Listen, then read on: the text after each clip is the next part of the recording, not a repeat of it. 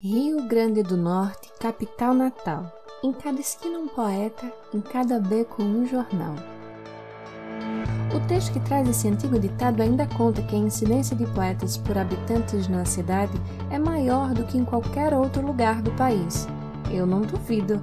Basta caminhar um pouco pela cidade para encontrar um monte de poetas pelos bares, sebos, nos becos, nas praças, até dentro de ônibus eu já vi. Natal é mesmo uma máquina de fazer poetas e esse podcast vai tentar trazer um pouco desses artistas para conversar com vocês. Um poeta por semana e uma nova experiência poética a cada novo episódio. Então, puxa a cadeira, pega cerveja, café, água de coco, que seja. Só vamos bater esse papo massa sobre poesia potiguar. Lembrando que a primeira temporada desse podcast foi realizada com recursos da Lei Aldir Blanc Rio Grande do Norte, Fundação José Augusto, Governo do Estado do Rio Grande do Norte, Secretaria Especial da Cultura, Ministério do Turismo e Governo Federal. Tá pronto? Eu sou Jéssica Santos, poeta e produtora cultural da cidade, e este é o Um Poeta em Cada Esquina. Poeta, escritor, cineasta, produtor e pesquisador, Rose Nascimento nos traz uma conversa maravilhosa sobre zines, literatura, a necessidade de preencher papéis em branco em páginas com inúmeros rabiscos, as dificuldades em trabalhar com o audiovisual em um momento de tanta censura e muito mais. E aí, estão prontos? Então, vamos juntos conhecer um pouco mais de Rose Nascimento. Rose, meu bem, seja muito bem-vinda a Um Poeta em Cada Esquina. Eu quero já agradecer a sua disponibilidade e tempo nesse momento tão louco. Nossa, eu que agradeço o convite, é uma honra estar aqui. Muito obrigada. Bom, estamos começando sempre esse podcast pedindo aos nossos convidados uma indicação de um filme, uma série, uma música, um álbum, um jogo, qualquer coisa que você tenha consumido durante esse tempo e quero deixar para os nossos ouvintes. Tem um filme que eu assisti recentemente que teve presente na Mostra Macambeira, que se chama Ilha. Foi dirigido pelo Ari Rosa e pela Glenda Nicásio. E aí, esse filme é indicado para todas as pessoas que escolheram cinema, mas que não foram escolhidos por ele. Então, é a indicação que eu deixo para os ouvintes. Ótimo. Então, a gente tá começando sempre falando sobre cada um dos nossos artistas. E no último episódio que a gente gravou com o Canígia, ele trouxe uma reflexão muito boa quando perguntamos para ele quem ele era, né? Ele disse que geralmente quando nos perguntam quem somos, antes de dizer qualquer coisa, a gente sempre responde com a nossa profissão e logo depois a nossa formação. Que a gente até estava falando sobre isso antes de começar essa gravação. E claro que são coisas importantes e que constituem a nossa trajetória. Mas aí a gente quer saber da sua origem, né? A gente quer saber sobre a sua família, da sua terra, sobre de onde você veio, para depois falarmos da poeta e de tantas outras coisas que você é. Então, eu sou do bairro de Igapó, lá na Zona Norte. Me mudei para essa Zona Sul, né, como a gente chama, ainda jovem. E estive em trânsito durante muito tempo, assim. Nunca tive uma casa própria para morar durante muito tempo, a não ser no Parque das Dunas, quando eu passei a maior parte da minha infância. Mas é isso, sou uma pessoa que vive em trânsito, que vive se mudando, que não tem moradia fixa. Isso também compõe quem eu sou. Mas também estou formada, né? Estou formada em audiovisual depois de uma luta intensa, assim, de permanência nessa instituição que não é acolhedora, como eu também estava te falando antes da gravação, né? Sim. Que tem suas questões e isso acaba sendo um tipo de conquista, de ganho para pessoas como eu, né? Que vem de uma realidade humilde, que vem de uma família que tem questões, assim, de violência e... enfim. Ótimo. Eu lembro que há um tempo atrás eu estava um pouco inquieta e também a gente falou sobre um pouquinho disso ali antes de gravarmos, sobre estarmos cercados sempre dos mesmos artistas. Chegou um momento que eu percebi que eu estava sempre naquele mesmo cantinho, naquele mesmo grupo E eu comecei a conversar com amigas e amigos de amigas para encontrar outros artistas, outras pessoas e consumir um pouco mais para além daquela bolha que eu estava muito presa, né? E foi quando eu me deparei com Cidadelas, essa antologia poética maravilhosa que foi organizada por Cláudia Gazzola e publicada pelo Sebo Vermelho. Foi em 2017, né? Isso. Então, Cidadelas traz diversas poetas potiguares, muitas delas tendo aquele material como o primeiro e talvez o único até então produto publicado, vamos dizer assim.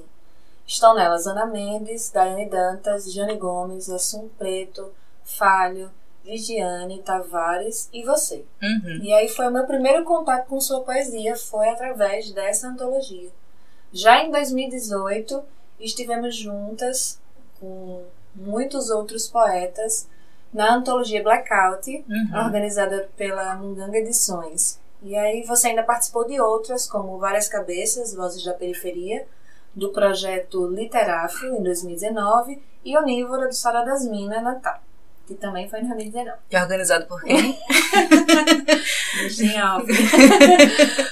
Depois de fazer parte de tantas antologias, eu queria saber de você qual a importância que elas tiveram na sua trajetória e também como você enxerga o olhar do público, a importância desse material para a divulgação dos novos artistas e também a formação de novos leitores. Eu queria fazer um comentário brevemente só sobre a questão da bolha, né? Eu acho que fica muito a cargo de um julgamento mesmo. Mas, parando para refletir depois sobre isso, eu pensei sobre como, na verdade, a gente convive com nossas gerações. Então, minha bolha que é a minha nova a geração da qual eu pertenço, né? Que é Falho, que é Jane, que é Liges. Então, eu acho que a gente tece um diálogo quando a gente participa dessa mesma geração. E acredito que você também tem uma outra vivência a partir das pessoas que constituem esse período que você começou sua trajetória e que outras pessoas também começaram. Mas eu acho também que tem um exercício de ampliação de olhares mesmo, de percepções para entender que novas pessoas surgem. Isso já é uma autocrítica para mim, né? Porque novos conteúdos estão aí a cargo a todo momento e a gente se sente um pouco deslocado. Sim. No sentido de que como é que a gente que já tem algum tempo de trajetória, mas que não tem essa visibilidade que a gente sonha, né? Que a gente tenta alcançar, e outras pessoas surgem, como a gente vai construir esses diálogos. Acho que é um momento, é um lugar assim subjetivo de tensionamentos mesmo, mas também de muito encontro e muita busca, eu acho. Então esse comentário que eu queria fazer, que é isso mesmo, é um momento de tensionamentos. E os tensionamentos são para serem feitos mesmo. Eu entendo e concordo com o que você falou, e também acho importante a gente compreender isso para fazer esse movimento de perceber, né? Mesmo que de repente essas outras pessoas que a gente veio conhecer não façam parte, de fato, no dia a dia, de caminhar conosco, mas a gente passa a acompanhar, a também estar sendo bombardeadas e transpassada pela arte, pela poesia. Sim. Então, passamos a admirar, mesmo que não seja andando necessariamente lado a lado, mas apoiando de alguma forma em estarmos juntos, né? E aí sobre antologias, né? Participei de algumas e acredito que elas se constituem como um sopro pra gente se expressar. Eu sou a favor e tenho as minhas críticas também, porque a gente não consegue construir uma narrativa. É sempre 3 poemas que a gente tem que ceder para as antologias, ou enfim, é um número muito reduzido que a gente não consegue assim, expressar a nossa verdadeira perspectiva, o nosso ponto de vista sobre o mundo, porque eu acho que escrever é isso também, apresentar o nosso ponto de vista sobre o mundo, né? Sim. Desse recorte de realidade que a gente tem. E aí eu sou muito a favor, porque mais pessoas conseguem estar junto nesse lugar, assim, de divulgação. Por outro lado, é muito reduzido as nossas possibilidades de expressão. Então é isso, né? Esse lugar mesmo. Um pouco limitado pra gente trabalhar, mas que é importante a nível de divulgação mais ampla. E sobre o olhar do público, é muito difícil de ter uma ideia sobre isso, porque as pessoas vêm de todos os lugares. As pessoas vêm das que leram as zines, isso em 2016, 2017, tem pessoas que já têm um contato mais direto com o livro, né, com o Desvio, que é de 2018. E aí eu acho que também tem um fato de ter tido um financiamento coletivo. as pessoas se engajaram, né, no processo de elaboração desse livro. Então tem tipo um processo coletivo mesmo que transpassa isso. E eu sinto de muitas pessoas que têm uma certa identificação, tem inclusive não só a parte da identificação, mas de se sentirem sensibilizadas com o fato de ter conseguido realizar isso, que é algo difícil, né? Num país em que a arte é elitista, em que promover um livro é elitista, né? Que ter acesso a editoras é elitista. Então, subverter esse sistema já sensibiliza muitas pessoas, assim. E ter algum tipo de narrativa que é contra-hegemônica, que não é as mesmas histórias de sempre, né? Normalmente os autores mais velhos, de gerações passadas, costumam sempre se colocar deslocados dessa realidade, né? Construir personagens que não dialogam muito consigo mesmos. Então, é isso. Eu falo normalmente, assim, nos meus escritos, é a primeira pessoa, são as minhas vivências, com um pouco de ficção, porque a gente não tá escrevendo diário, né? Então tem... Então eu gosto disso, eu gosto de brincar, assim, com as perspectivas. E quando vem o público que são sensibilizados por esse escrito, eu fico muito feliz, assim. O mínimo que eu quis fazer foi atingido, assim. Além de poeta, você também é produtor, pesquisador e cineasta. E faz parte do primeiro coletivo de cinema negro potiguar, o Mulungu Audiovisual, que começou oficialmente em 2018 e já de cara, junto com a Sombra Filmes, organizaram a Mostra Macambira, que tinha como objetivo dar visibilidade e promover debates sobre filmes dirigidos por mulheres. Eu vi que foram realizadas 215 inscrições de todo o Brasil e após a curadoria foram exibidos 19 filmes nacionais e 12 potiguares. Certo, né? Eu cheguei a comparecer a 2 dias dessa mostra, que foi maravilhoso. Eu fiquei muito feliz em ver tantas mulheres produzindo e ver tanto material de mulheres, cada um com suas vivências, perspectivas e olhares diferentes, e a gente poder consumir aquilo e poder ouvir, falar, né? Elas expressarem as suas ideias e posicionamentos através daqueles curtas, foi muito, muito incrível. Sim. E além disso, teve a oficina de afroficção ministrada pela artista audiovisual sergipana Anti Ribeiro. Eu queria que você contasse um pouquinho pra gente a importância do seu coletivo e de como foi realizar essa mostra tão significativa com curtas tão importantes. E também na curiosidade de saber quando a gente tem segunda edição, terceira, já vai. Nossa, tudo que você mencionou, assim, a minha atuação como coletivo, né? E tá nessa coordenação geral da Mostra Macambira são marcos profissionais. Porque eu venho de uma trajetória profissional na qual não tem muito espaços pra gente falar sobre racialidade no cinema, né? Na universidade, quando a gente falava sobre raça, era sempre vinculada àquela história da escravidão, enfim, apresentando narrativas extremamente violentas, que eu acho que a maioria dos docentes não percebem isso, né? E a gente precisa subverter mesmo essa ideia, essa concepção de que as pessoas negras só são representadas através de processos violentos. Então é mais do que a representação, é estar por trás das câmeras, é estar nos processos criativos, é estar no roteiro, é estar na produção, é estar na produção executiva, é estar em outros lugares assim mesmo. Então, foi muito intuitivo também, porque obviamente a nível nacional existem várias iniciativas, né?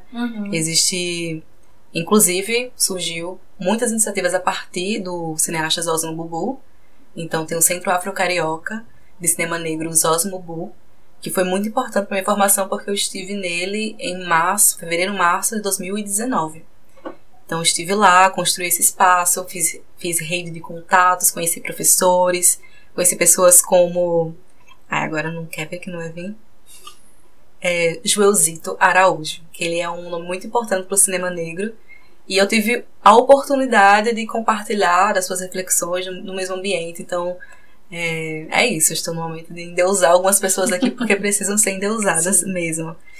E aí, muito intuitivamente, também já estava no processo do CENAAS, que foi o coletivo que antecedeu o Mulungu. Era o nome que a gente dava, que era o coletivo de cinema negro Adélia Sampaio, homenageando a cineasta negra. Foi uma das primeiras realizadoras negras do cinema brasileiro.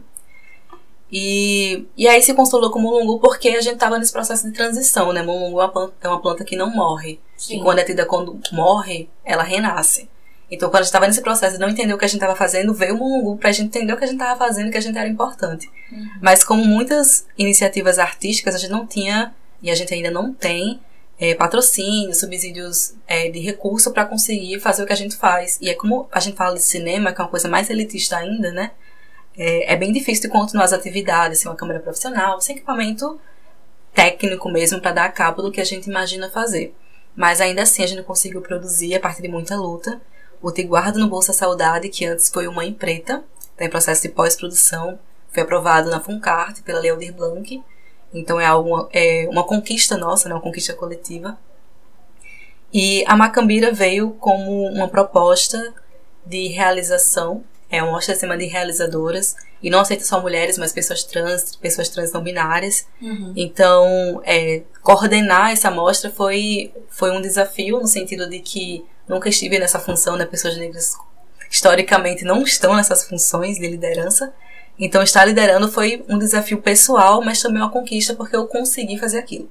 Então, a todo momento era tipo, nossa, isso vai ser difícil pra caramba, mas a gente vai continuar, né?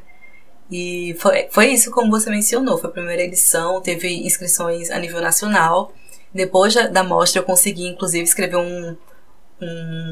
um artigo, foi publicado no portal Nossa Ciência sobre a mostra, e de mencionar também a equipe que esteve comigo, né? Não foi só eu, assim, teve toda uma equipe de mulheres extremamente capacitadas, extremamente profissionais que conseguiram viabilizar comigo essa mostra. Não sei se eu respondi a todas as perguntas, porque eu me perco bastante. Mas respondeu, sim. E aí, você já meio que nessa fala tocou num ponto importante que faz parte dessa pergunta, que você trabalha com duas coisas que estão na corda bamba. E quando eu falo isso, eu me refiro à falta de apoio institucional, à cultura, à leitura e ao cinema. Vivemos um momento em que a cultura está sem ministério e cada vez mais sucateada. Ainda assim, os nossos artistas, a gente, continua resistindo na cara, na coragem, na vontade de fazer. Em 2019, vocês da Mulungu promoveram, em parceria com o Movimenta, Cineclubes e a Organização Popular, uma mostra de cinema com filmes censurados pelo governo Bolsonaro. Então, conta pra gente um pouquinho dessa história, de como você enxerga a nossa situação atual, já que transita pela literatura e o cinema, e quais são os possíveis caminhos para nós, artistas em geral, resistir a essa onda cada vez mais forte de censura. Então, possíveis caminhos mesmo, né? Porque em relação ao... Assim, eu não romantizo nenhuma das duas áreas, nem a literatura nem o cinema. Eu acho que a gente precisa disputar mesmo esses espaços institucionais de editais culturais. Né? Não tem... Eu produzi bastante, em coletivo eu produzi bastante sem recursos, justamente pensando em portfólio, porque senão a gente não teria... Eu, particularmente, não teria como ter algum tipo de trabalho, assim, de ser aceita, de tipo... Como é que você vai ser convidada se você não faz nada? É aquela mesma coisa do primeiro emprego, né? Como é que a gente consegue o primeiro emprego se a gente não tem experiência, mas aí eles pedem experiência? Sim. Entende? Então eu tava muito nessa corda bamba também, profissionalmente falando, e o Mulungu me deu essa possibilidade de experimentar. E experimentar sem recursos, experimentar a partir de muitas parcerias, as quais sou grata, mas nesse lugar de não ser o ideal, né? Da gente nunca fazer o que é o ideal que a gente imagina. Então, na literatura e no cinema, eu acho que a gente tem que disputar mesmo os espaços. E tem que dizer não também para alguns convites. Tem que dizer não para algumas ideias que a gente tem que a gente não vai conseguir realizar sem recurso. Porque quando a gente fala de filme, a gente não fala só do filme como a gente entende no cinema, né? Já sendo exibido. A gente fala de toda uma equipe que faz parte desse processo. A gente fala de um tempo extremamente demorado, da elaboração da ideia até a pós-produção, até a exibição e distribuição. E, enfim, muitos processos que a gente tem que não romantizar também. É bem difícil, é bem ralado, e a gente faz a partir de muita, enfim, de muita insistência, né? E aí, sobre o Movimento Cineclubes, foi uma parceria que a gente fez com o Recife. O pessoal já estava exibindo esses filmes, estavam encontrando cineclubes que tivessem interessados nessa temática. A gente exibiu aqui lá no Teatro da Cultura Popular, o TCP. Teve algumas pessoas interessadas, a gente teve convidadas que elaboraram conteúdos muito interessantes, muito importantes sobre o assunto e urgentes, né? Mas também houveram espaços que não aceitaram exibir a mostra, por motivos de temer perseguição. Então a gente vive nesse lugar, assim, de que falar de coisas políticas pode ser perigoso, né? Mas que também é necessário. Falar de cinema negro e de um ponto de vista somente racial, existe toda uma narrativa na cidade de que não existe racismo, não na cidade, né? Mas sobretudo no país, essa meio da democracia racial, a gente ainda tem é tida ainda uma concepção social de que racismo não existe e de que falar de cinema negro é uma coisa desnecessária, ultrapassada, superada, e a gente sabe que não é. E fazer alguns poemas que eu faço nas zines em desvio, né, com contos, também é algo que muitas pessoas não sentem atração, não sentem necessidade. Então é difícil de disputar não só os espaços institucionais, mas os espaços, inclusive, da sensibilidade humana, né, de como essas pessoas se entendem no mundo. Como a palavra escrita e falada entrou na sua vida? Porque você declama também muito bem. Ai, meu Deus. E eu acho que foi na conversa com a May, né, que a gente estava justamente falando sobre a questão da poesia falada estar presente para ele, e a gente citou alguns nomes de pessoas que declamam aqui na Itália que a gente conhece, que gostamos, e você estava nessa lista, porque também é muito bom te ouvir. Que massa! E aí eu queria que você falasse um pouco sobre isso e também o quão a sua poética está presente nas suas películas, nos seus filmes curtos, enfim.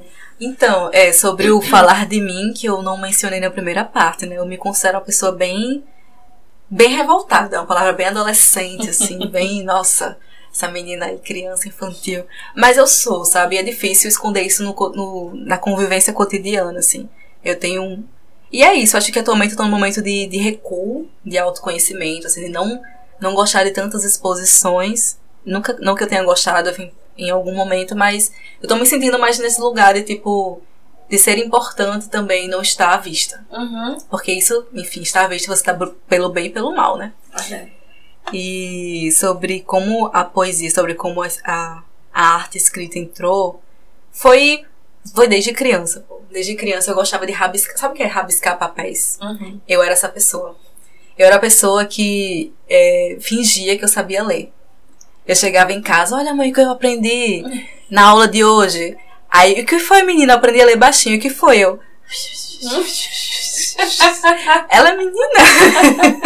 E essa relação com a maternância, né? Que foi perdida muito cedo. Minha mãe morreu quando eu tinha 7 anos.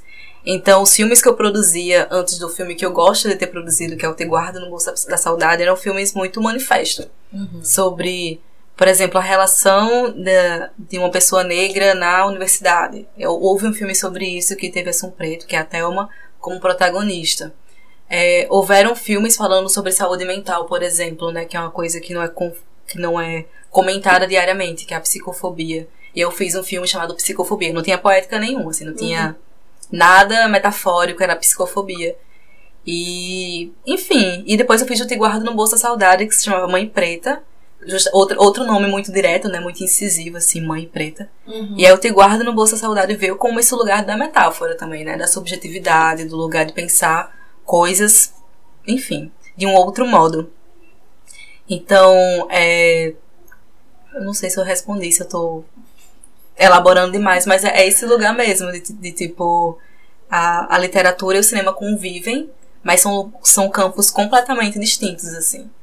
Tanto que eu me sinto perdida. Eu acabei de terminar um curso de audiovisual, né, de comunicação, e também estou na literatura e eu penso, será que letras é um caminho? Uhum. Mas eu não tenho atração por isso, sabe? Sim. Será que outro lugar é outro caminho? Então eu fico nesses lugares de pensar, de reflexão, e isso me trava bastante pra estar num lugar de exposição. E aí falo justamente sobre o fato de declamar, né? Que é uma coisa que eu gosto de fazer, uma coisa que eu comecei a fazer na marra. Uhum. Foi uma coisa que eu estava na rua, assim, estudantes sentados numa praça, tava tendo algum tipo de coisa partidária. E aí, eu tava com um poema, tinha um microfone, eu peguei o microfone e falei, me tremendo todo, assim, me tremendo. Não foi algo tipo, nossa, genuíno, assim, né? Uhum. Orgânico, sabe? Não, foi algo que foi doloroso. Estar na rua, ocupar uma rua é uma coisa dolorosa às vezes. Às vezes eu ando na calçada achando que eu deveria andar na rua, que eu não sou digna de estar na calçada. Então, sobre ocupação de rua. E aí pensando sobre essa declamação, né? É algo difícil pra mim. Eu comentei inclusive com a May, de que eu não tenho essa...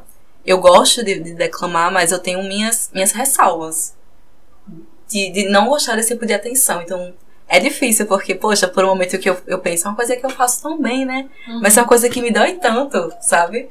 Então, quando teve o evento no Sarau das Minas, e eu tinha que declamar, mas vai ser do meu jeito, sabe? Vai ser quando eu estiver pronto, porque se for Rose, pega o microfone e vai declamar, não rola. Tem que ser, vai assim no susto. É interessante porque, e doido ao mesmo tempo, porque você, amém, também falou exatamente, não exatamente essas palavras, né? Mas sobre ser tímido ou se sentir de certo modo desconfortável. Assim, não é um lugar que, apesar de gostar de fazer, de declamar, de ter coisas para dizer e sentir prazer no ato da fala, de dizer aquilo, mas existe o desconforto da timidez e desse lugar do medo, que eu entendo que é uma exposição, como você falou, ele não sabe o que pode vir a partir disso, né? Então, é interessante que sempre tem esse mesmo lugar do tímido, mais fácil, porque acho que é importante, é necessário e só vou, né? E tem um lugar também da expectativa, eu acho, sabe? Sim. Porque eu conheci muitas pessoas a partir dessa exposição, a partir das hinos, a partir da escrita, a partir da declamação. E aí eu sinto que gerava algum tipo de expectativa nas pessoas. Eu falava, nossa, será que essa expectativa sou eu? Sabe? E acho que é isso, eu comecei muito jovem, assim. Tinha 19, 20 anos, que é uma idade que eu considero bem jovem. E eu tô com 25 anos agora, eu tenho outra perspectiva. E eu também tenho cansaço, sabe? Acho que essa palavra é importante a gente mencionar, porque chega o cansaço. Sim. Com uma certa idade, sabe? Nossa, será que eu preciso estar nesse lugar também? Se você já consegue identificar coisas que não te fazem, que não te deixam tão confortável, será que se sujeitar a esse espaço é benéfico, sabe? Eu acho que tem coisas também que a gente pode se poupar. E eu amo, assim, eu admiro pessoas que se colocam nesse lugar da exposição, eu tô falando exposição como sinônimo de declamação aqui. Vejam como a minha relação é complicada, né? Verdade. Então, eu gosto das pessoas, admiro quem consegue estar nesse lugar, acho muito importante. Mas também respeito quem não, sabe? E aí isso também reflete na minha escrita, porque antes eu escrevia poemas muito corridos, muito longos, assim. Muito quebrados, muito de declamação. E aí hoje em dia eu acho que com 5 estrofes, com 5 versos, assim, eu consigo satisfazer o que eu quero dizer. Sim. Eu acho que a economia de palavras, a economia de coisas tem me representado mais do que esse lugar do falar bastante. Entendi. Faz sentido. Agora eu fiquei reflexiva aqui. Em 2018 você lançou pela editora Nua do Rio de Janeiro seu primeiro livro chamado Desvio, você já citou aqui, que traz contos repletos de críticas sociais, abordando questões raciais, com recorte de gênero e transtornos mentais. Sempre trazendo uma prosa altamente poética e que dá uns socos, alguns socos.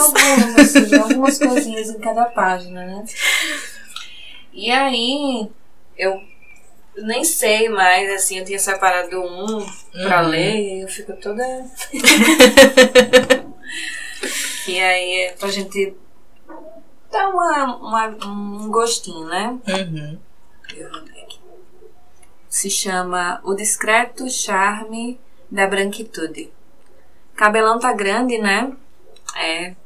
Avança. Pego o buzu.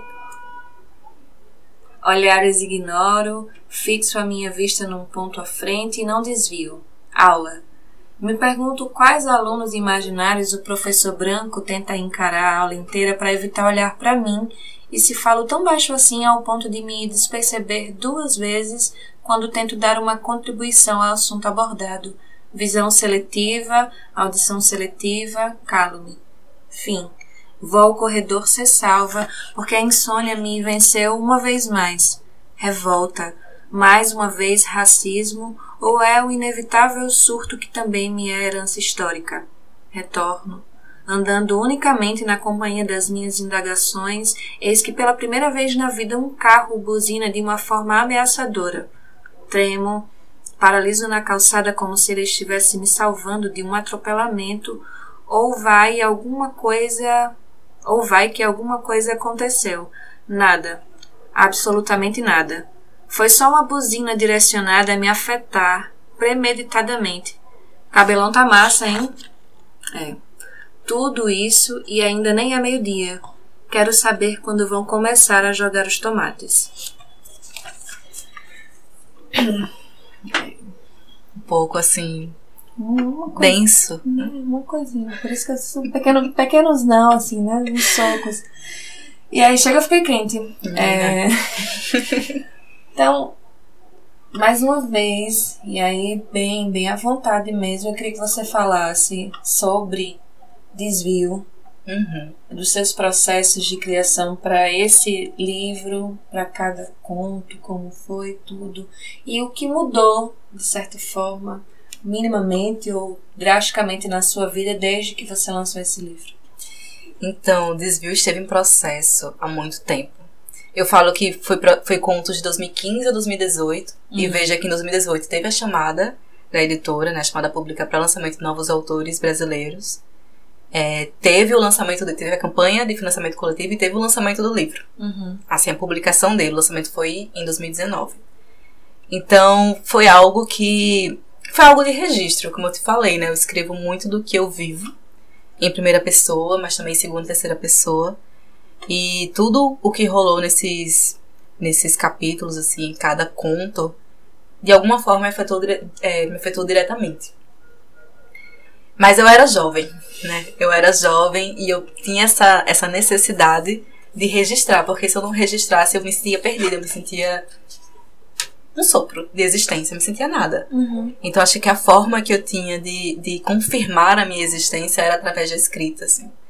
E até no sentido de mencionar coisas de um lugar de tanta profundidade minha, que eu acho que nem os meus amigos mais próximos tinham noção, assim.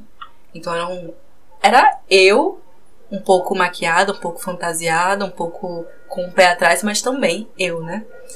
E aí já faz algum tempo, 2018 para 2020, estamos em 2021, já faz 3 anos que eu consegui publicar essa obra. E muita coisa mudou, assim, às vezes eu leio desvio e eu não consigo me ver, sabe? Eu não consigo, caramba, eu não tô falando o nome de superação, nem de nada do tipo, mas eu acho que o tempo também é cura, sabe? Eu acho que o tempo também consegue ampliar nossa percepção para outros lugares. E eu fico feliz e confortável. Não é nem a palavra, eu acho que fico feliz pela coragem que eu tive de lançar Desvio, sabe? Porque atinge lugares de pessoas e de vivências completamente diversas da minha, que eu não consigo, não sei. As pessoas, nossa, Desvio é foda, né? Aí E eu confirmo do meu lugar, mas eu não sei de que lugar a pessoa fala, porque são várias coisas. A gente vive, pessoas negras, né? Vivem a partir de traumas. Isso é uma questão, sabe? É uma questão que a gente precisa encontrar novas narrativas, encontrar novas formas de resistência, encontrar coisas que nos façam felizes. Mas eu acho que esses traumas também precisam ser encarados de frente, sabe? Acho que a gente precisa também olhar pra eles, olhar com carinho, olhar com cuidado, olhar com empatia e transformar em alguma coisa, sabe? Tem gente que consegue, tem gente que não consegue, e aí eu fico feliz que eu tive a coragem de lançar, publicar Desvio. Você falou uma coisa e aí já foi falado aqui também em outra entrevista, uma outra conversa, na verdade, que é justamente esse olhar para textos antigos e ou não gostar, ou não se identificar, ou se sentir muito distante daquilo, e é muito doido isso. Mas eu acho que parte muito disso que você falou. Estamos sempre em movimento, e espera-se que estejamos sempre em movimento, né? De mudanças de pensamento, de vivências, e que, consequentemente, quando a gente olha para textos antigos, a gente já muda o olhar, mesmo que seja nosso, porque a gente já saiu daquele lugar que estávamos, de certo modo, né? Não sei se estou conseguindo me fazer entender, né? Tem o lance da Clarice Lispector, né? Que ela dá aquela entrevista fumando cigarro. Ela fala, os textos, os livros, nem não deixar ler, eu nem olho, sabe?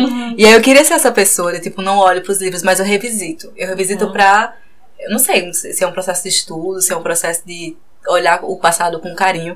Mas também, quando eu falo que o tempo mudou e o tempo passa, o tempo cura, não é no sentido de que eu não tem afeição pelo livro. Eu amo o Desvio, sabe? Sim, sim. Eu amo ele enquanto obra, enquanto capítulos separados, assim, enquanto histórias separadas. E às vezes eu olho assim para um texto e falo, nossa, eu escrevo bem, né? Eu escrevo bem aqui, essa é a prova de que eu escrevo bem. De orgulho. É esse lugar, porque às vezes também nos é tirado, né? Diariamente nos é negado muita coisa. A gente ouve coisas como, não diretamente, mas que o nosso profissionalismo é colocado em xeque várias vezes. A gente olha pra gente mesmo com olhares de julgamento, assim, de, poxa, é um lugar de perdição, assim, a realidade é um lugar de perdição. E aí olhar pra uma obra que já foi feita, que já foi finalizada, que está finalizada de acordo com ela, né? Uhum. Se fosse eu hoje, eu talvez fizesse algumas alterações, tirasse coisas, acrescentasse outras, mas eu também vejo como respeito, tipo, foi feito. E eu respeito esse processo, sabe? Sim. Então, é isso, eu gosto, tenho orgulho do Desvio. E não sou a Clarice Lispector, que não, deixa ali, nem vejo. Não. Também não, eu sempre vou e volto para os textos antigos. Sim. Não tinha pensado, mas agora a gente conversando sobre... Você começou, de fato, se mostrar enquanto escritora com poesia. Sim. E aí, como foi que você migrou? Ou elas já caminhavam juntinhas de conto? Não tem isso, né? Eu escrevo muito, desde muito jovem, assim. Falei de rabiscar papéis quando eu era criança. Rabiscar papéis. Tipo, tudo que eu ouvia, eu tinha que registrar. Era essa minha pira era essa. Eu tinha que registrar coisas. Eu lembro que numa aula qualquer, de qualquer disciplina, eu tava escrevendo uma história sobre fadas. Porque eu queria não, porque eu precisava preencher folhas de papel. Eu precisava, sabe, exercitar o ato da escrita. E aí eu lembro que eu escrevi, tipo, eu sempre fui muito essa pessoa muito densa, assim, né? E aí eu escrevi um poema que terminava, mas não é por causa disso, é porque eu sou poeta. Sabe, jovem, pessoa jovem. E aí foi isso, eu vi pessoas, né, conheci pessoas... Trabalhei na biblioteca, gente, preciso mencionar isso, faz parte da minha construção enquanto escritora, assim, que eu trabalhei na Biblioteca Central Zilama Médio durante aproximadamente 2 anos, e assim, eu devorava livros, e tinha coisas que eu via, por exemplo, nossa, eu queria ter essa imponência de um Bukowski, né, as pessoas, vou escrever essas coisas mais, enfim...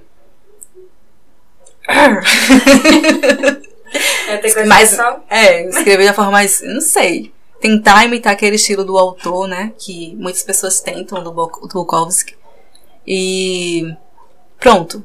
E aí o conto esteve presente antes da poesia. Escrevia muito conto, assim, escrevia muita história, era essa coisa de registrar o cotidiano, assim, crônicas, na verdade. Eu precisava registrar pra me sentir viva. E aí o poema também veio, assim, concomitante a isso, mas não houve essa migração, tipo, poxa, eu vou deixar de escrever um gênero pra escrever outro gênero. Sempre coexistiram e é tranquilo pra mim. Hoje em dia, eu tenho mais habilidade pra escrever poemas. Nem falo poesia, poemas. Tenho habilidade de escrever poemas. Mas, e é isso, eu tenho mais habilidade, porque o conto eu já tô encontrando dificuldades.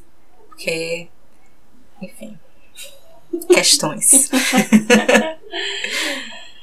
Ano passado você publicou um artigo chamado E Eu Não Sou Escritora, que traz falas importantíssimas.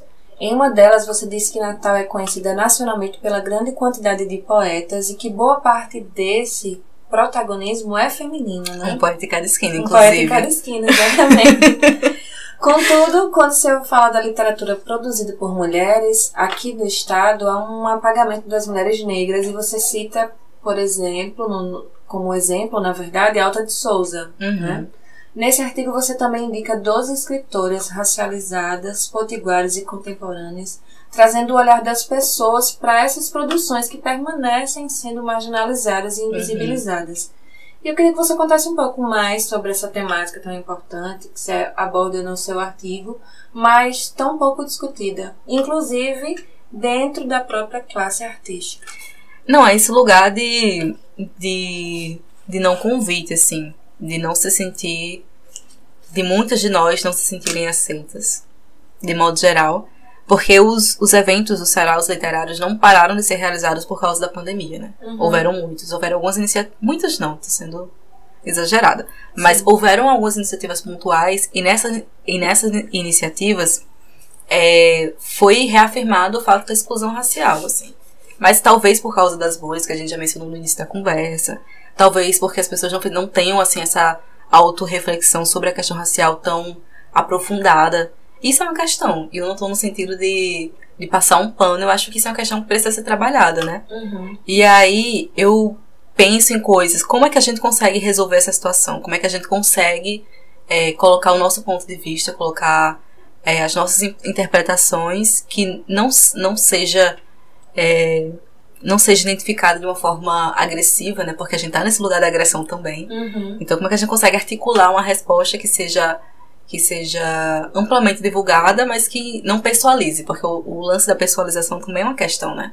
Eu não tô falando de uma pessoa branca que fez um sarau e não convidou, tô falando de tipo uma estrutura que realmente, historicamente, não tá interessado nesses convites, não tá interessado em integrar essas profissionais racializadas, não só negros como indígenas, né? Sim. Que ainda é muito mais marginalizado do que as artistas negras e escritoras negras de modo geral. E aí eu pensei nesse artigo e pensei também no sarau Preticência, que rolou no meu Instagram no período de novembro, em homenagem, fazendo alusão, não, foi em julho, fazendo alusão a... esqueci agora.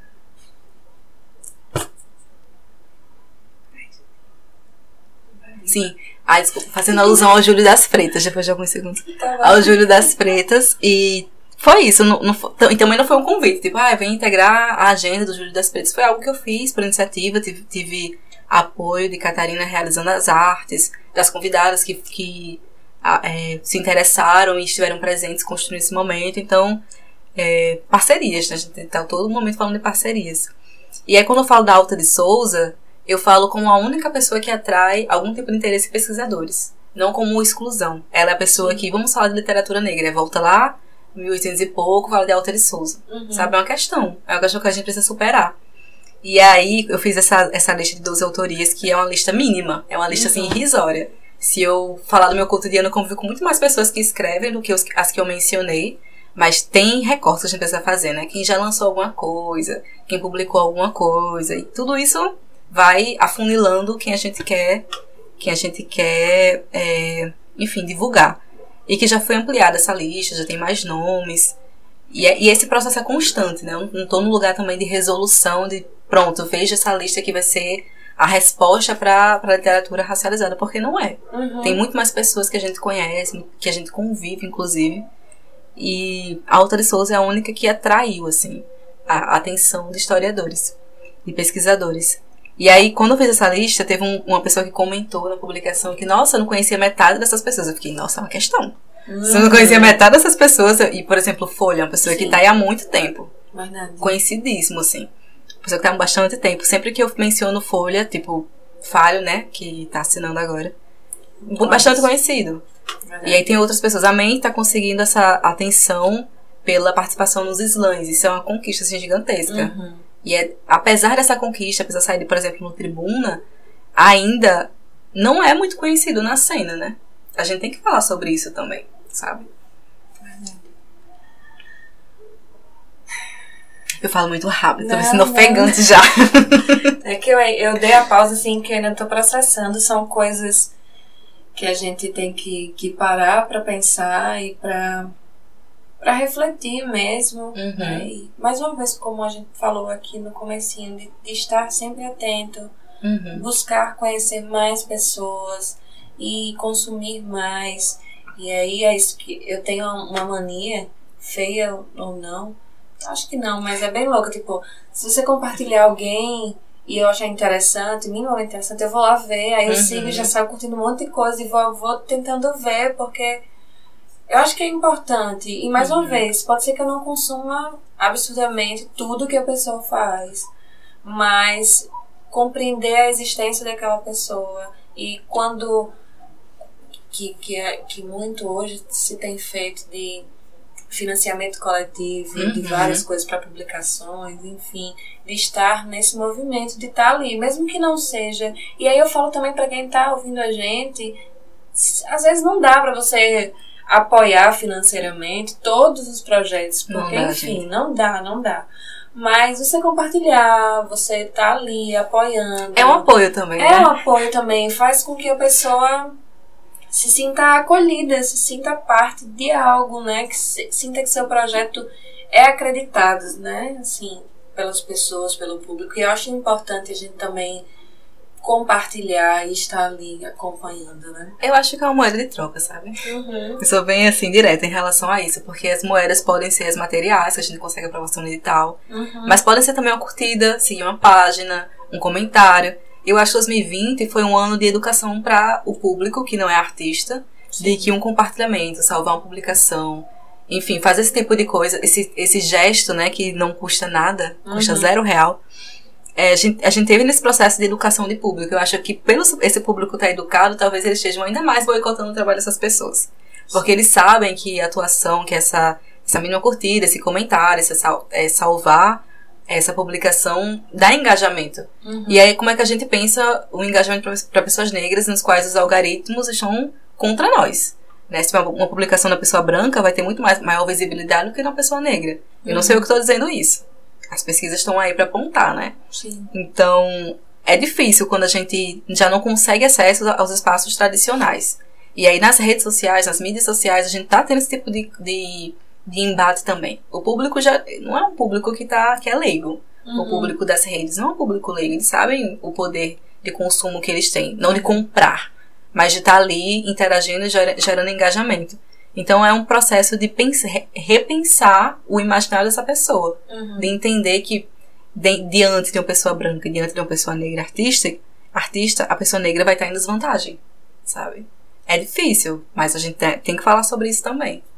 Não é só comprar. Eu sei que é difícil comprar uma zine. Uma zine de R$15 é uma zine cara. Uma zine de R$5, para algumas pessoas, é uma zine cara, entende? Então falar de curtir, nossa, não é nada, nem vou fazer isso, mas não é uma pessoa que não sabe o que tá fazendo, uma pessoa que sabe o que tá fazendo. Sim. Só que gerando polêmicas. Importante, gostamos. Ao longo desse tempo que você trabalha com poesia, você fez zines, que você acabou de falar aí várias vezes. Sim, zines. adoro zines. Adoro também, uma coisa maravilhosa. E você fez de forma independente, que é o que o zine é, né? É isso mesmo e vai. Então, sempre utilizando como forma de divulgação de trabalho, como ter um material físico, né? Em 2016, você lançou Vômitos dos Meus Excessos. Que eu amo. E em 2017, Sou Cactus. Então, como é fazer e viver a poesia em Natal? Difícil. Não recomendo. É sobre isso. É porque eu queria ser essa pessoa que, nossa, um discurso de gente, vamos, é isso o caminho. Não é, gente. Não é. É um lugar de tipo. É de expurgo, né? Eu acho que vômito, esse negócio do íntimo, dos meus excessos. Eu acho que é o que eu sou, assim. Sabe? Esse lugar de preciso fazer isso, se não fizer eu não me sinto completa, assim. Sim. Eu não sei quantos artistas têm esse poder de relação com a arte que produz, mas eu tenho essa relação com a literatura. Com o cinema nem tanto, assim, não preciso estar realizando filmes, eu me sinto tranquila fazendo curadoria, me sinto ok na parte de produção, sabe? Suave, eu não preciso estar com meu nome na parte da realização especificamente da obra. Mas na literatura eu preciso, assim, eu preciso me doar, eu preciso que aquilo tenha saliva, tenha sumo, tenha sangue, tenha fluido, sabe? Então o vômito é uma coisa que eu gosto. E foi a minha primeira obra. E é uma obra que até hoje eu olho, nossa, sabe? Dá uma coisinha gostosa, assim. Mas, assim, pessoas que querem escrever... Algumas pessoas já me procuraram pra, tipo, dicas de como escrever, ou dicas de como divulgar, ou dicas de como isso e aquilo. E eu fico naquele lugar, mas como eu dou dicas, sabe? Porque pra mim é uma coisa muito intuitiva. Fazer a zine, eu não tenho essa noção mais estrutural de produzir zines, como talvez você tenha. Mas eu sei que eu tenho um formatinho, assim, que é aquele formatinho metade de um livro. Um livro. Sim. Um livreto, com poemas, com algumas imagens que não são minhas, mas que eu acredito, né? Que é importante acreditar, direito autoral. Sim. E que eu levava de lugar em lugar pra vender por R$5. Eu recebia muitos não. Não era poucos, eram muitos não. Em relação, algumas pessoas diziam sim, há pessoas que até hoje têm um tipo de contato. Então, é legal também construir relações a partir dessa venda, né? Dessa comercialização. E quando a gente fala de comercialização, é outro tipo de relação com a obra. Porque você não só se doa completamente, como mencionei anteriormente. É um lugar também de pensar aquele negócio enquanto produto, e um produto que precisa circular, e para circular precisa ser vendido. Sim. Né? Então, é um lugar que você se doa bastante, tem lá tudo seu, mas um lugar que você dá um passo para trás e vou colocar um preço. E aí eu preciso vender, não tem ninguém que venda pra mim, vou eu, entende? E aí, todas as zines eu coloco uma frase da Carolina Maria de Jesus, que diz assim: não digam que fui rebotalho, que vivi à margem da vida. Diga que eu procurava trabalho, mas fui sempre preterida. Diga ao povo brasileiro que o meu sonho era ser escritora, mas eu não tinha dinheiro pra bancar uma editora. E eu colocava essa frasezinha em todas as partes, né? Por trás das zines, porque é uma coisa que eu me identificava. E eu pensava, nossa, se Carolina Maria de Jesus, o nome na literatura nacional, consigo tecer esse tipo de discurso, né? É porque a coisa já era feia há muito tempo, sabe? A coisa já não era acessível, a coisa já era bastante precária há um certo tempo. E hoje em dia a gente recebe convite de editoras a partir de autofinanciamento. Eu vou enviar a gente se financia a obra, né, em antologias.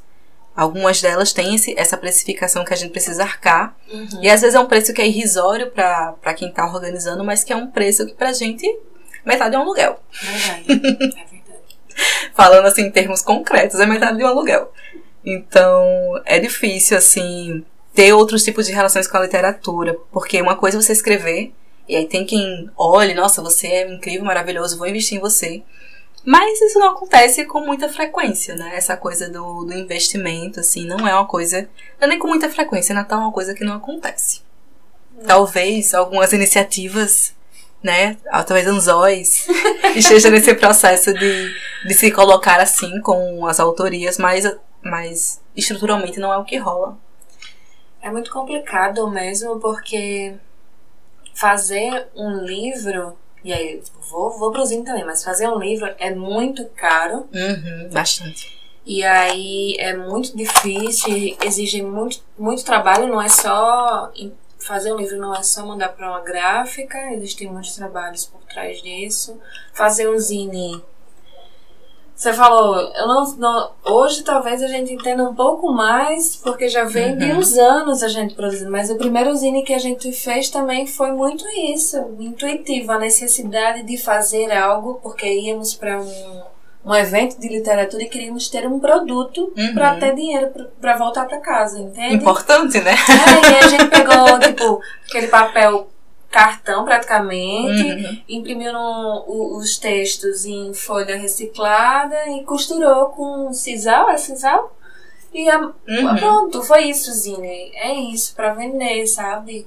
E o Zine, eu acho que ele sempre parte desse impulso. O primeiro momento é o impulso da venda, ou às vezes nem da venda, mas de passar para as pessoas aquela palavra, sabe? O seu texto. Chega um momento que não cabe mais só virtualmente ou só ali você escrevendo, você sente essa necessidade. E também, mesmo que eu ia falar, tipo assim, mesmo quando a gente tem, sei lá, gente que curte e compartilha os poemas, mas na hora da venda, de comprar o teu produto, de fato, não tem, não tem. Aí é difícil também, porque é difícil publicar, e quando você publica, consegue, seja um zine, seja um livro, vem a barreira da venda. E a zine é algo muito fugaz. Porque com o livro, querendo ou não, tem a questão da edição, tem a questão da editora por trás, né? A zine, se você não continuar imprimindo, se esvai, assim. E é isso, tem pessoas que compraram, mas aí o que as pessoas fazem com as zines eu não tenho a mínima noção. Pode ir pro lixo, pode se perder numa mudança, pode ir pra um outro lugar, assim. É zine, gente, não é livro. Sim. Livros normalmente vão para sebos. E quando a gente escreve, tem que ter noção disso. Não dá pra ter um apego de, nossa, minha obra é fenomenal, precisa ser colocada num pedestal, um altar. Não é isso, sabe?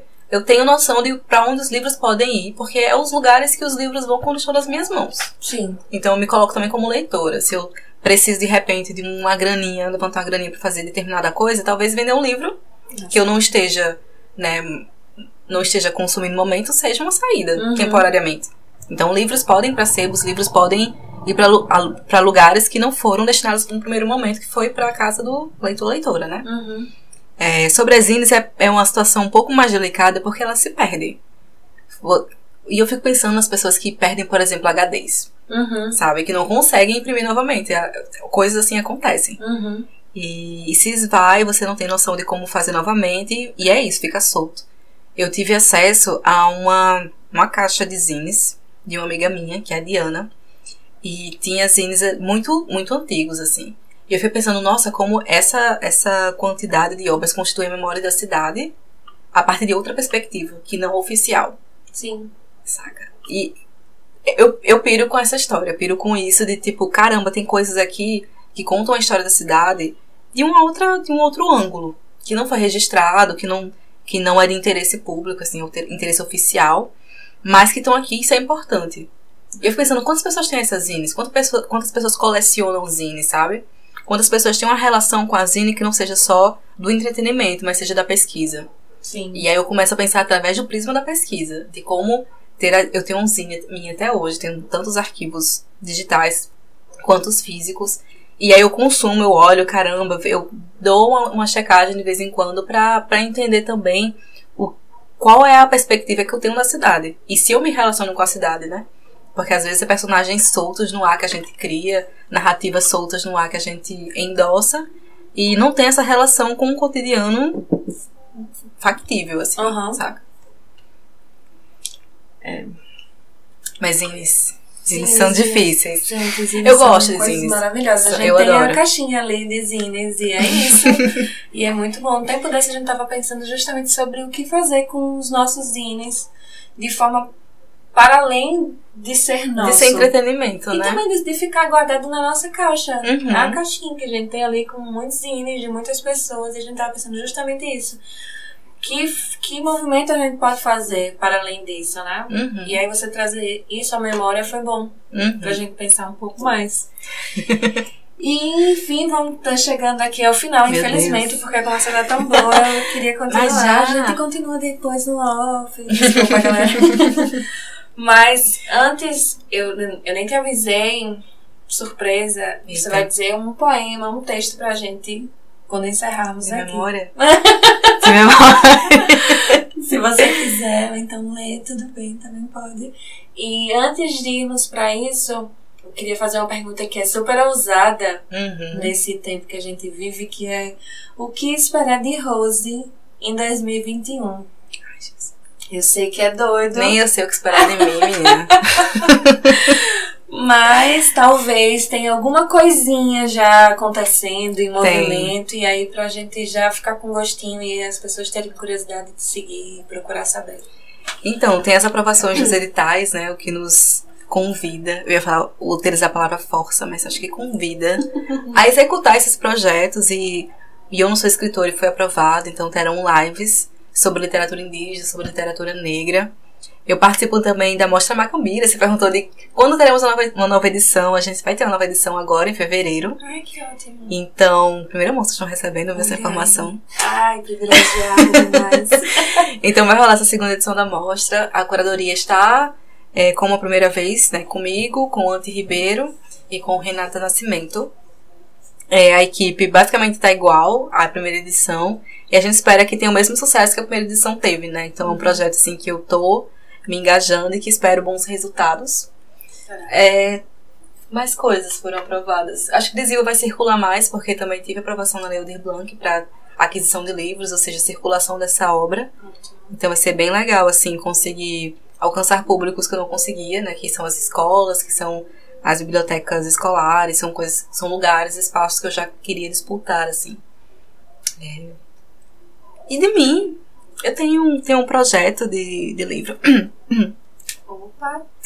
Mas é aquela coisa, a gente está em processo. Não sei se este ano será lançado, mas é algo que eu estou me dedicando com o tempo, sem também cobranças e pressões, mas algo que eu quero fazer por mim.